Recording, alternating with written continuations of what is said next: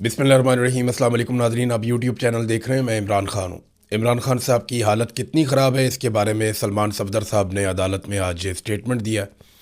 इमरान खान की बहनें भी वहाँ पे मौजूद थीं। उन्होंने कहा जी जो मुझे इमरान खान ने बताया मैं एज़ इट इज़ आपको बता देता हूँ कि जैसे उन्होंने कहा उन्हीं अल्फाज में बयान कर देता हूँ। अब ये सलमान सफदर साहब जो है ये प्रोफेशनल वकील हैं। इन्होंने फ़ीस भी ली है इमरान खान साहब के मुकदमात लड़ने के लिए, और ये प्रोफेशनल वकील के तौर पे अपनी ड्यूटी कर रहे हैं। गैर सियासी आदमी है तो इनका कोई सियासत से ऐसा कोई ताल्लुक़ भी नहीं है। तो इन्होंने अदालत में जो बताया, इन्होंने कहा इमरान खान ने जो कहा वो ये है कि उन्हें और उनकी अहलिया को 22-22 घंटे तक कैद तन्हाई में रखा जाता है, हमें सलाम का जवाब तक नहीं दिया जाता, मेरी एक आंख से अब मैं नहीं देख पा रहा, और डॉक्टर्स उसको नाकाबिले इलाज करार दे चुके हैं। ये है जनाब इमरान खान साहब की हालत।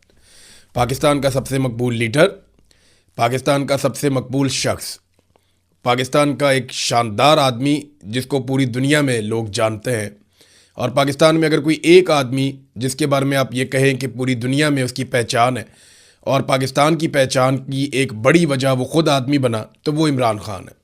ये सच है और हमें ये सच मानना पड़ेगा। आज नहीं मानेंगे तो आपको कल मानना पड़ेगा। ये journal of the record meetings के अंदर इनसे आप बात करें तो ये मानेंगे कि इनका कद जो है इमरान खान के मुकाबले में कुछ भी नहीं है। ये कुछ भी नहीं बेचते इमरान खान के मुकाबले में। वो 50 साल से इस कौम का हीरो चला आ रहा है, पूरी दुनिया में उसकी पहचान है, एक बड़ा आदमी है, और उसे सिर्फ एक ज़िद के चक्कर में एक मिलिट्री जर्नल ने जेल में बंद किया हुआ है और उसको निशान इबरत बना रहा है, सिर्फ कि जनाब हम हार नहीं सकते, हमने हर हाल में जीतना है, हमने इसको शिकस्त देनी है। भाई जीतना है जाके इंडिया से जीतें और जीत के कश्मीर को आज़ाद करवा लें। जीतना है जाकर आप इसराइल से जीत लें और फ़लस्तीन को आज़ाद करवा लें। भाई जहाँ आपने वादे किए हुए जीतना है वहाँ पे आप लड़ाई नहीं कर रहे, और वो कौम जिसने आपको अपने खून पसीने से कमा कर दिया, जिसने आपको इतना पैसा दिया, जिसने आपको हथियार दिया, आप उसी कौम के सबसे मकबूल और बड़े लीडर को मार रहे हैं और लगातार मार रहे हैं। अब वो ये तक कहने पर मजबूर हो गया कि मुझे एक आंख से नज़र नहीं आ रहा और डॉक्टर ने कहा है कि इसका इलाज नहीं हो सकता। बुशरा बीबी की आंख का इलाज चल रहा है। अब अदालत के अंदर जाते हैं। देखिए पाकिस्तान तहरीक इंसाफ अदालत में तो जाती है, लेकिन अदालत में इंसाफ नहीं है। ये जज इंसाफ नहीं दे पाएंगे, ये बात पाकिस्तान तहरीक इंसाफ को समझनी चाहिए।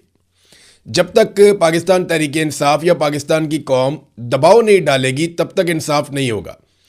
और ये इंसाफ अदालत में नहीं होना, ये मिलिट्री एस्टेब्लिशमेंट को आपने पकड़ना है और आपने उनको निकालना है इस सारे मामले से।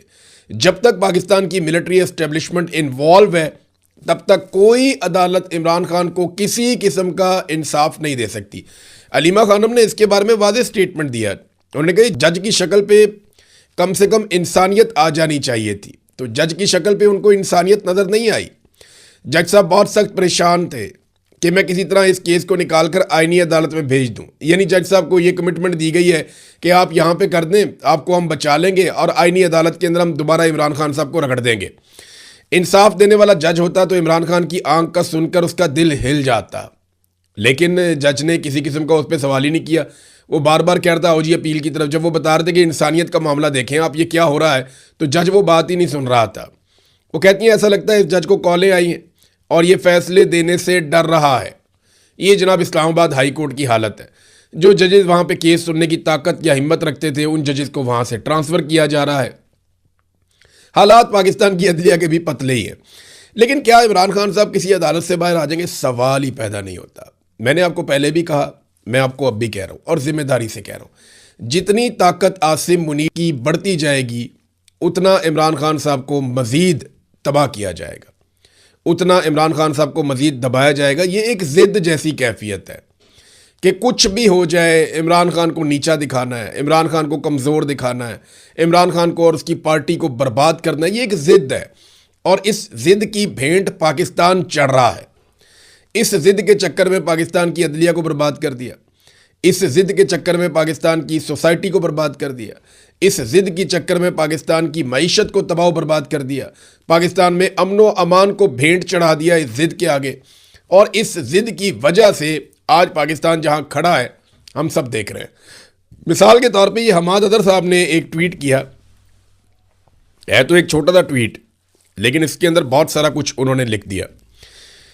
उन्होंने कहा जी अगर पिछले आप चंद महीनों की हुकूमत की तवानाई के शोबे में गलतियों का अंदाज़ा लगाएं और उनको गिना जाए तो बड़ी अजीबोगरीब फहरिस्त बनती है, लंबी फहरिस्त। ईंधन की कीमतें वक्त से पहले बढ़ाकर इन्होंने ऑयल कंपनियों को 87 अरब रुपए का फ़ायदा दिया।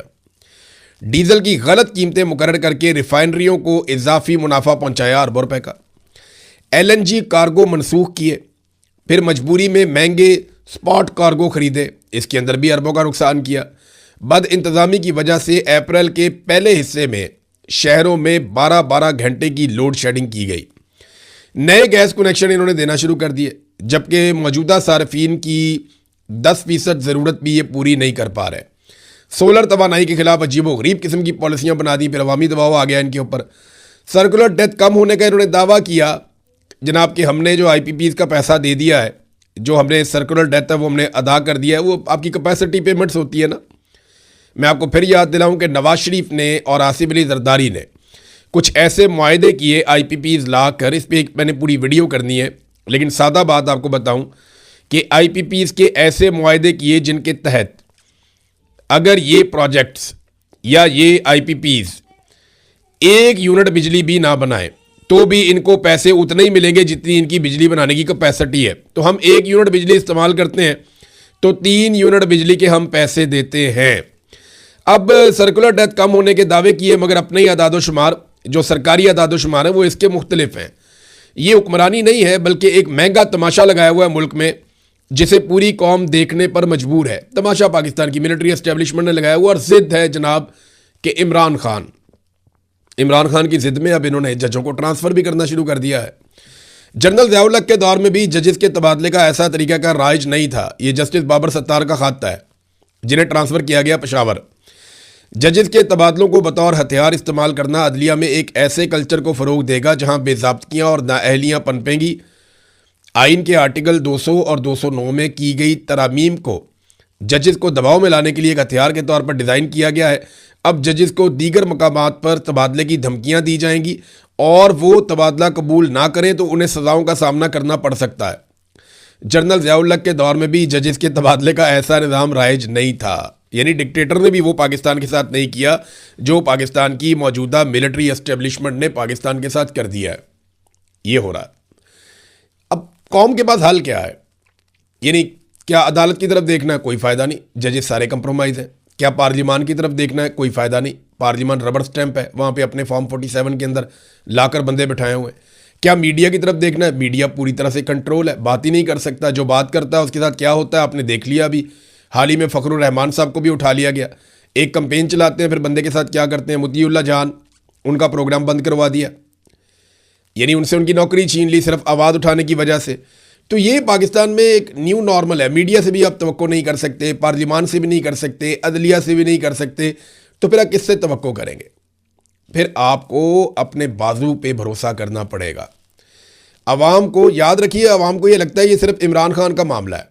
जो लोग ये समझते हैं ना, वो बेवकूफ़ी कर रहे हैं कि ये सिर्फ इमरान खान का मामला है। ये इमरान खान का मामला नहीं है, ये पूरी कौम का मामला है। ये मुल्क के ऊपर कब्ज़ा हो रहा है, और ये कब्ज़ा इमरान खान ने छोड़ने से इनकार किया था, तब से अब तक फड्डा पड़ा हुआ है, और ये कब्ज़ा